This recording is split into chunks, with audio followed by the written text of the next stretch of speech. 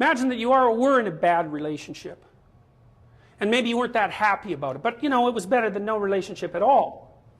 And then the person that you were in a relationship betrayed you. And maybe they did that because you actually weren't that happy with the relationship anyways. Maybe they did that because you were a little bit naive. Or maybe they did that because you were a little bit too easy to get along with, and as a consequence, a little bit on the boring side. And so when they first leave you, it's a catastrophe because your world falls apart. But when your world falls apart, you're somewhere new. And it's possible to learn something new in that place. So you might learn, for example, that you should be a little sharper the next time that you go out with someone. Or you should be a little bit more careful about picking up on clues that your partner's bored with you. Or that maybe you should stop associating with lying psychopaths and your life would be a lot more positive. And stop thinking that you have the capacity to redeem somebody that is not after redemption in the least. And what that means now and then is that when you fall into the belly of a whale and you're swallowed up by something that lurks underneath, that you can come out the other side transformed. And that's actually how people learn. Every time you learn something, you learn because something you did didn't work. And that exposes you to the part of the world that you don't understand. Every time you're exposed to a part of the world that you don't understand, you have the possibility of rebuilding the structures that you use to interpret the world. That's often why it's more important to notice that you're wrong than it is to prove that you're right. One of the things that you're supposed to learn in university is precisely that. It might be useful to listen to people that annoy you on the off chance that they know something that, if they tell you, you can use instead of dying. Talking to people who agree with what you say is like walking around in a desert.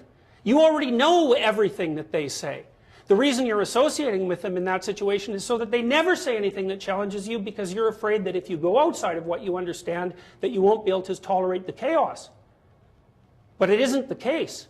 People have an unbelievable capacity to face and overcome things they don't understand. And not only that, that's essentially what gives life its meaning. The Buddhists say life is suffering. And you think, well, if that's the case, why bother with it? And people do ask that question, and they ask it in ways that result in their own destruction, and worse, in the destruction of others. So, for example, people who become particularly cruel, particularly in a genocidal manner, are more than willing to dispense with as many human beings as they can possibly train their sights on, because they're so disgusted by the nature of human limitation that they'd rather eradicate it. And lots of people become suicidal because they can't bear the conditions of their own existence. And suffering is real, and it's inescapable. So the question is, what do you do about it? You notice in your own life, and you can do this by watching your own life. Now, I often ask my clients to do this. Say, look, watch your life for a week. And pretend you don't know who you are, because you don't know who you are at all. What you understand most about yourself are the arbitrary presuppositions that you use to hem yourself in. And you act as if those presuppositions are true, so that the revelation of the full nature of your character won't terrify you.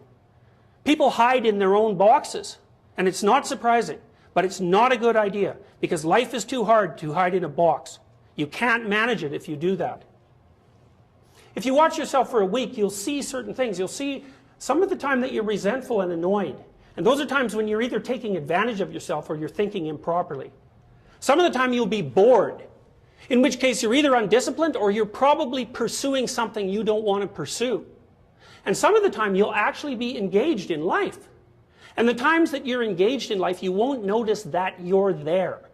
Right? The distinction between subject and object disappears when you're engaged in something that you find meaningful. The purpose of life, as far as I can tell from studying mythology and from studying psychology for decades, is to find a mode of being that's so meaningful that the fact that life is suffering is no longer relevant. Or maybe that it's even acceptable. And I would say as well that people know when they're doing that. You know when you're doing that in part because you're no longer resentful. You think, geez, I could do this forever. Right? There's a timelessness that's associated with that state of being. From a mythological perspective, that's equivalent to brief habitation of the kingdom of God.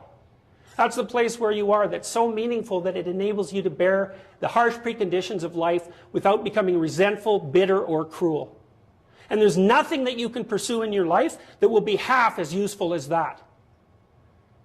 Your nervous system being an evolved structure is evolved for a universe that is composed of the interaction between chaos and order. Those are the most fundamental constants that we know. They transcend the mere perception of objects. Everywhere you go is chaos and order. Traditional Chinese doctors go into people's houses to diagnose why it is that someone in that house is suffering. And they walk in and they think, there's too much order here.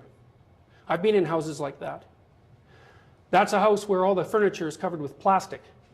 That's a house where if you put a glass on a wooden table, the mistress of the house runs over with the coaster, slips it under immediately, and gives you a dirty look. That's a place where the children never play in the living room.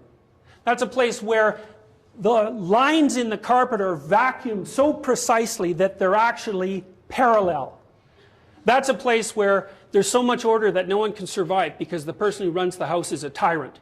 And that anyone who's sick in that house is sick because they're suffering from an excess of order. And then you can walk into a house that's completely different, and you can even see this in your own room if you want. Everything's in complete disarray.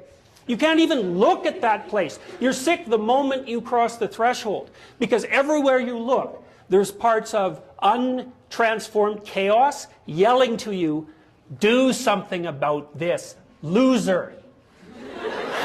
You. And maybe they did that because you actually weren't that happy with the relationship anyways.